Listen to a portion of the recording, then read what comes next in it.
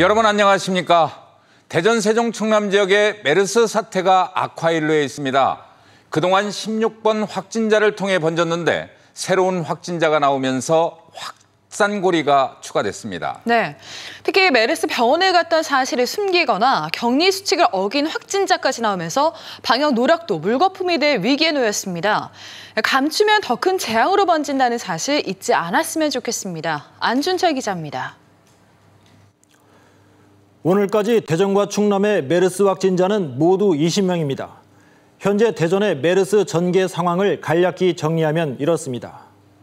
수많은 메르스 2차 감염 환자가 나왔던 평택 성모병원에서 16번 확진자가 대청병원과 건양대 병원에 입원했다가 15명의 메르스 3차 감염자가 발생했습니다.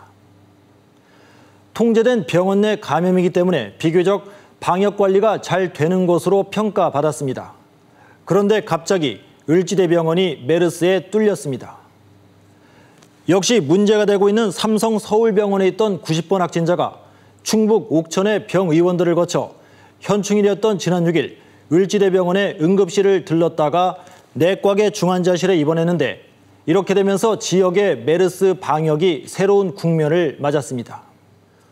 충남은 기존 환자 2명에 서울 아산병원의 보안요원이 새롭게 추가되면서 모두 3명으로 늘었습니다.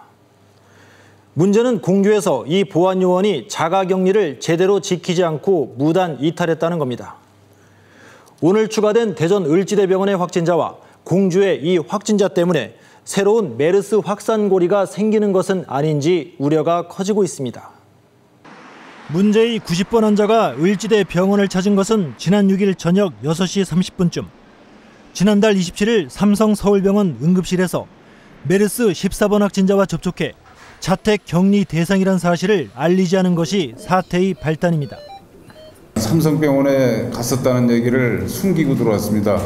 서울대학병원에 있었다고 하고 선별 진료를 하는데 거기를 통과해서 들어와서 이틀 뒤 환자 상태가 급격히 악화돼 의료진이 추궁하자 환자 가족이 사실을 얘기했지만 방역망은 뻥 뚫린 뒤였습니다. 정보가 어제부터 이제 공개가 돼 있다고 하는데 그전에는 사실 알아볼 수가 없습니다. 결국 사흘 만에 메르스 확진 판정까지 나오면서 내과계 중환자실 폐쇄 격리, 응급실 72시간 폐쇄, 환자 39명과 의료진 51명 격리라는 대혼란이 벌어졌습니다. 입원이 되기까지는 끝까지 숨기세요. 그런 다음에 입원이 되고 나서 그제서야 사실을 털어놓는 그런 환자들이 꽤 있어서 의료진들이 정말 경악을 금치 못하고 있습니다. 보안요원으로 근무하던 서울 아산병원에서 메르스 6번 환자와 접촉해 자택인 공주에서 격리 중이던 92번 환자는 택시를 타고 공주 현대병원에서 1시간 반가량 진료를 받았습니다.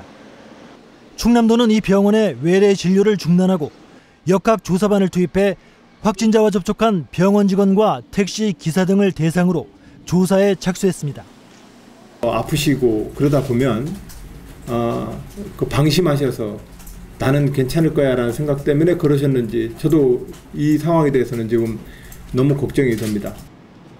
보건당국은 어렵게 쌓고 있는 지역의 메르스 방어벽이 일부 환자들의 거짓말과 무단 이탈로 무너지고 있다며 병원을 찾을 때 반드시 사실대로 말할 것을 당부했습니다.